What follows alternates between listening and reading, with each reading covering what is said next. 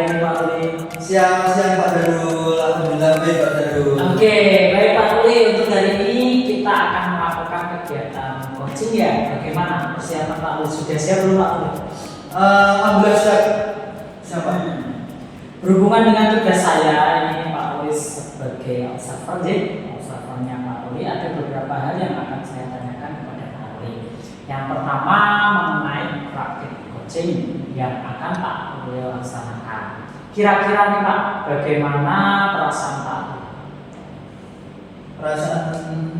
Perasaan saya bahwa alhamdulillah lega Pak, sedikit terobati dari yang kemarin. Oke, baik. Jadi karena memang belum terbiasa, mungkin ada sedikit nervous ya Pak. Iya, kan? Semoga.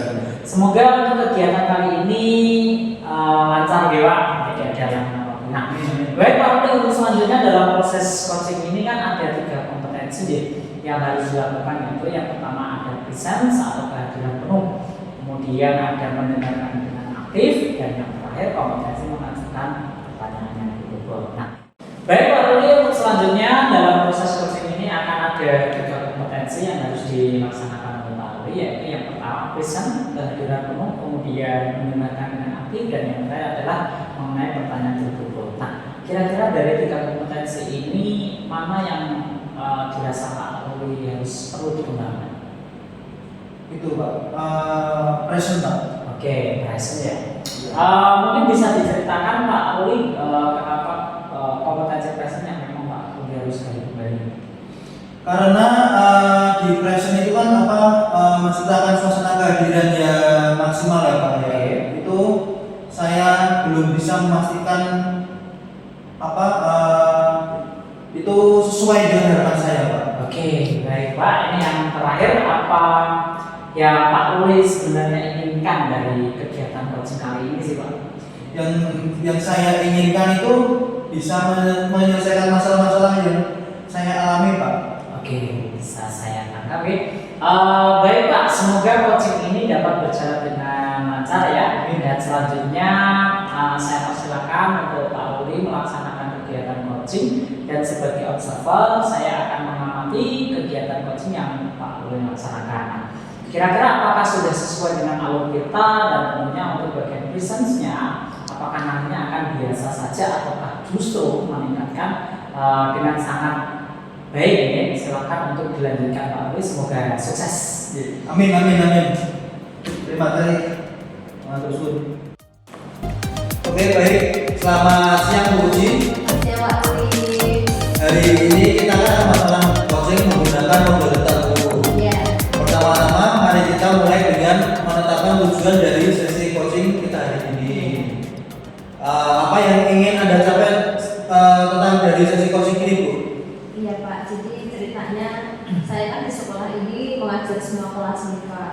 Jadi jadwal saya tuh full dari Senin sampai Jumat. Ditambah lagi tugas tambahan saya tuh yang sangat banyak Pak, sehingga terkadang saya tuh bingung harus bagaimana seperti itu. Baik, tujuan yang jelas. Sekarang mari kita identifikasi hal-hal yang nyata terkait dengan pengelolaan waktu Anda Bu. Ya. Apa saja hambatan atau kendala yang Anda hadapi dalam mengelola waktu Bu? Banyak Pak kendala yang saya hadapi Pak. Saat contoh ya Pak ya, saat kurikulum itu mengatur perangkat pembelajaran seperti itu, saya itu sering telat Pak. Kenapa saya sering telat Pak? Karena jam mengajar saya yang sangat penuh membuat saya itu kadang bingung. Kalau ngajar penuh tapi satu paralel itu, contoh kelas 8 semuanya itu enak Pak. Saya hanya membuat satu perangkat aja, hanya membuat satu soal aja nggak masalah. Tapi ini 3 paralel Pak, saya tuh bingung membagi waktu, apalagi tugas tambahan saya sebagai koordinator ketahanan sekolah.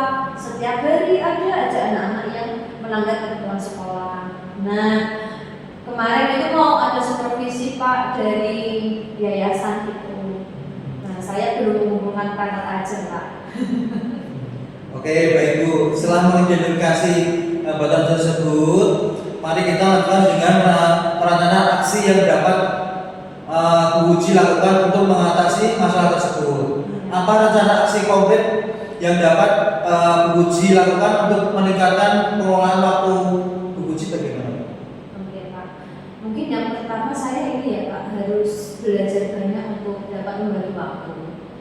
waktu itu kan ada 24 jam. Mungkin saya harus membuat time schedule. Nah, waktu saya jam ini, jam ini, seperti itu. Terus yang kedua, supaya saya ini Pak, apa namanya, perangkat ajar saya itu tepat waktu, mungkin saya juga akan ini belajar dari platform di PMM atau saya menghubungi teman-teman yang sekiranya satu komunitas sama saya. Jadi nanti perangkat pembelajaran tinggal saya modifikasi, saya sesuaikan dengan kebutuhan yang ada di sekolah ini, seperti itu. Oke, bagus sekali Bu. Rencana aksinya yang jelas. Sekarang bagaimana Bu Uji akan menjaga komitmen terhadap rencana aksi ini Bu? Apa yang dapat membantu Anda dalam menjaga komitmen ini? Oke, yang pertama ya Pak, itu pikiran yang tenang Pak. Kalau pikiran kita nggak tenang, hati kita terus pasti semua tugas yang kita jalankan itu nggak akan sempurna, nggak akan berjalan dengan baik. Yang kedua ya ini apa namanya, saya harus kadang melaksanakan teknik stop.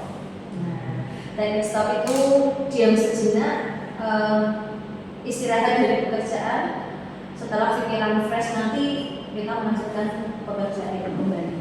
Terus selanjutnya apabila ada kasus-kasus anak ya Pak ya yang melanggar aturan itu, mungkin saya harus bekerja sama dengan teman-teman yang lain sehingga tidak fokus ke saya semua. Sehingga saya juga punya waktu untuk membuat perangkat ajar tersebut. Gitu Pak. Oke, baik Bu. Ini pertanyaan terakhir.